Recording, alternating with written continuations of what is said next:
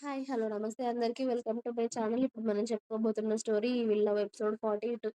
అదంటే పిచ్చిది. అన్ని రిలేషన్స్ వద్దనుకొని అందరిక దూరంగా ఉంటుంది. నువ్వు కూడా అలానే అనుకుంటున్నావా నిత్య? అన్నాడు సూర్య. అదేం లేదన్నయ్య అని మెల్లిగా అంది నిత్య. అది జాగ్రత్త. ఏ అవసరమైనా ఏ టైంలో అయినా నాకు ఫోన్ చెయ్యి. ఓకేనా? అని సూర్య బయటికి వస్తాడు. వెళ్దామా? మాట్లాడతావా నిత్యతో? లేదురా పద, ఇప్పటికే లేట్ అయింది. ఓకే అని మళ్ళీ సూర్య, విజయ్ ఇంటికి వెళ్ళిపోయారు. అప్పుడే లేచిన ప్రణవి మెల్లిగా ఫ్రెష్ అయ్యి వచ్చి కూర్చుంది బెడ్ మీద. ప్రణవి లేవడం చూసిన నిత్య సూర్య తీసుకొచ్చిన బాక్స్‌లో నుండి కర్రీ ఇంకా పరోటా ఒక ప్లేట్‌లో తీసుకొని ప్రణవి దగ్గరికి వెళ్ళింది. ప్రణవి, చికెన్ కర్రీ అడిగావు కదా! ఏదో నాకొచ్చినట్టు చేశానే. మీ ఆయనలాగా వచ్చిందో లేదో కాస్త టేస్ట్ చేసి చెప్పవే అంది నిత్య ప్రణవి ముందుకు వెళ్ళి కూర్చొని. ఓహ్! చేసేసావా? అంటూ ఆ ప్లేట్ అందుకొని స్మెల్ బావుందే అంటూ పరోటా చేయమని నేను చెప్పలేదు కదే అంది. నువ్వే చెప్పావు కదా! సూర్య సార్ చికెన్ కర్రీ, పరోటా తీసుకొచ్చి నీకిచ్చేవారు అని. అలానే తింటావేమో అని అవి కూడా చేసేశాను నేను. ఓహ్! ఓకే అంటూ పరోటాని కర్రీలో డిప్ చేసి తిని, సేమ్ సూర్య చేసినట్టే టేస్ట్ రావడంతో అనుమానంగా నిత్య వైపు చూస్తుంది ప్రణవి. వామ్మో! దీనికి సూర్య సార్‌నే చేశాడని తెలిసిపోయిందా ఏంటి? కాస్త మేనేజ్ చేయాలిరా బాబు అనుకోని, ఏంటే అలా చూస్తున్నావు? బాగా వండలేదా నేను? అంది నిత్య అమాయకంగా. బానే వండావు గానీ, అసలు ఈ కర్రీ నువ్వే వండావా? అని అడిగింది ప్రణవి. నేను కాకపోతే ఇంకెవరు వండుతారే? సరళ ఆంటీ నాకు హెల్ప్ చేసింది పరోటాలు చేయడంలో. నేను కర్రీ వండాను. ఆంటీ పరోటాలు చేసింది. ఇంకెవరొచ్చి వండుతారు మన కోసం అనుకున్నావు? అంది నిత్య. ఆహా! కానీ కర్రీ సేమ్ సూర్య వండినట్టే ఉందే. వాడు వండితే ఎలా ఉండేదో సేమ్ ఇప్పుడు కూడా అలానే ఉంది. నాకు బాగా తెలుసు వాడు కర్రీ వండితే ఎలా వస్తుందో. ఇది కూడా అలానే అనిపించేసరికి అడుగుతున్నా. అమ్మ తల్లి, నీకు సూర్య సార్ చేత చికెన్ కర్రీ వండించుకొని తినాలి అనుంటే చెప్పవే. సూర్య సార్‌కే కాల్ చేసి అడుగుతాను. నేను 4 తిట్లైనా తింటాను నీకోసం. అంతేగాని నేను చేసిన కర్రీని సూర్య సార్ చేసినట్టు ఎందుకనుకుంటున్నావే పిచ్చి మొహందాన చెప్పు. నిజంగా సూర్య సార్ చేసిన కర్రీ తినాలి అనిపిస్తుందా? ఆయన ఏమనుకోరే నేనడుగుతాను చెప్పు అంది నిత్య. వాడితో నేనొక్క మాట కూడా మాట్లాడట్లేదు. వాడు నాతో మాట్లాడట్లేదు. ఇంకా ఏ మొహం పెట్టుకొని వాడినేం అడగాలి?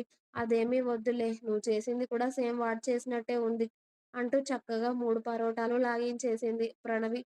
తిన్నాక హ్యాండ్ వాష్ చేసుకొని వచ్చి, చాలా బావున్నాయి నిత్య. చాలా బాగా చేశావే కర్రీ. కడుపు నిండా తిన్నానివాళ అంది ప్రణవి. అదంతా కూడా నిత్య ప్రణవి రూమ్‌కి వచ్చినప్పటి నుండే వీడియో కాల్‌లో ఉన్న సూర్య, ప్రణవిని చూస్తూ ఉన్నాడు. ఆమె కడుపు నిండా తిన్నాను అనేసరికి చాలా హ్యాపీగా అనిపించింది అతడికి. కనీసం ఒక్కసారైనా దీనికి నా చేతులతో వండి పెట్టాను అన్న తృప్తి కలిగింది సూర్యకి. కాసేపు వాకింగ్ చేస్తానే, ఫుల్‌గా తినేసాను కదా! అంటూ హాల్లోకి వచ్చి అటూ ఇటూ నడుస్తూ ఉంది ప్రణవి.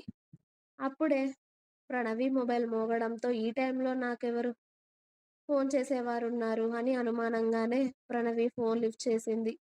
హలో! ప్రణవి? హలో! ఎవరు? ప్రణవి, నేను వదినని. హా! వదిన. నేనేరా. ఎలా ఉన్నావు? ప్రణవి, ఎక్కడున్నావురా? అని అడిగింది శ్వేత, ప్రణవి వాళ్ళ వదిన. నేను బానే ఉన్నాను వదిన. నువ్వేంటి ఇలా సడన్‌గా కాల్ చేశావు? ఇంట్లో అంతా బాగానే ఉందా? అని అడిగింది ప్రణవి. అందరూ బానే ఉన్నార్రా. నిన్ను వద్దన్న వాళ్ళ కోసం ఇంకా నువ్వు ఆలోచిస్తూనే ఉన్నావా? అని అడిగింది శ్వేత. నన్ను వాళ్ళు వద్దనుకున్నారు కానీ నేను మిమ్మల్ని వద్దనుకోలేదు కదా వదిన. ఎక్కడుంటున్నావు ప్రణవి? ఎన్నో నెల ఇప్పుడు? సూర్య దగ్గరే ఉంటున్నావా? లేదొదినా. సూర్య దగ్గర ఉండడం లేదు. నేను వేరేగా ఉంటున్నానిప్పుడు. తొమ్మిదో నెల నాకు. అదేంటి ప్రణవి, సూర్య బేబీ నీ కడుపులో పెరుగుతుందని చెప్పావు కదా! మరి సూర్య దగ్గరికి వెళ్ళకుండా ఎందుకు వేరేగా ఉంటున్నావు? ఆ విషయమే చెప్పేదాన్నయితే సూర్యకి దూరంగా ఉండను కదా వదిన నేను. కానీ ఎన్ని రోజులు అలా సూర్యకి దూరంగా ఉంటావురా? ఇటు మాకు దూరమై, సూర్యకి దూరమై ఎలా బతుకుదాం అనుకుంటున్నావు ఒక్కదానివే? ఇప్పుడు బతుకుతున్నాను కదా వదిన! ఇంతకు ముందు కూడా అలాగే బతుకుతాను. పైగా అప్పుడు నా బేబీ నాకు తోడుగా ఉంటుంది. పుట్టిన బేబీతో ఒక్కదానివే ఉండడం అంత ఈజీ అనుకుంటున్నావా ప్రణవి? నేనొక్కదాన్నే లేదు వదిన. నా ఫ్రెండ్ నిత్య ఉంది కదా! తను ఉంది. ఇంకా సరళ ఆంటీ అనే ఆవిడ కూడా ఉంది మాతో. నన్ను వీళ్ళిద్దరూ చాలా బాగా చూసుకుంటున్నారు. నువ్వేంటి ఇన్ని రోజులకు ఫోను చేశావు? నా దగ్గర ఫోను కూడా ఉంచాడా మీ అన్నయ్య. నీకు కాల్ చేస్తానేమో అని నా దగ్గర నుండి ఫోను కూడా లాక్కున్నాడు. ఇవాళ వేరే పని మీద వేరే ఊరు వెళ్ళాడు. అందుకే మొబైల్ తీసుకొని నీకు ఫోను చేస్తున్నాను. నువ్వెలా ఉన్నావేంటో అని. ఆయన ఇంట్లో ఉంటే ఊరికే కనిపెట్టేస్తాడు. అందుకే ఆయన లేనప్పుడు చేశాను. పిల్లలు బావున్నారా వదిన? అమ్మ, నాన్న, అన్నయ్య, నువ్వు? మేమందరం బానే ఉన్నాం ప్రణవి. కానీ నీ గురించే మా బెంగ అంతా కూడా. మీ అమ్మయితే నీ గురించి ఆలోచిస్తూ సరిగ్గా తినడం కూడా లేదు. కానీ మీ అన్నయ్య, నాన్న సంగతి తెలిసిందే కదా! ఇక ఏదో ఉన్నానంటే ఉన్నట్టు అన్నట్టు ఉన్నారు అత్తయ్య. ఇంకా ఉంది. మీకు నా స్టోరీస్ నచ్చినట్టయితే ప్లీజ్ లైక్ చేయండి. అలాగే ఛానెల్‌ని తప్పకుండా సబ్స్క్రైబ్ చేయండి.